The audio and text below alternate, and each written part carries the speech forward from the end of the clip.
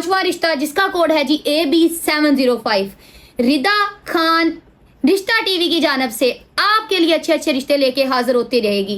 इसमें हमारे पास लास्ट रिश्ता भी एक लड़की का रिश्ता है, जिस लड़की की उम्र है जी 32 साल। लड़की भी सेकंड शादी करना चाहती है।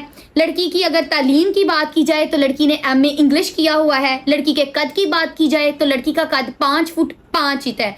लड़की की ज़ात की बात की जाए तो लड़की रहमानी ज़ात से ताल्लुक़ रखती है।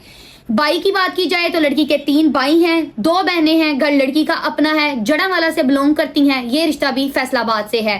सो नाजरीन, अगर आप भी अच्छे अच्छे रिश्ते करना चाहते हैं तो मैं रिदा खान रिश्ता टीवी की जानब से आपकी मदद के लिए हमेशा हाजिर हूँ। हमारे YouTube चैनल पे आएँ, हमारे Facebook पेज पे आएँ, हमारे TikTok पेज पे आएँ, हमसे राब्ता करें। हम आपकी मदद के लिए 24/7 हाजिर हैं। Thank you so much.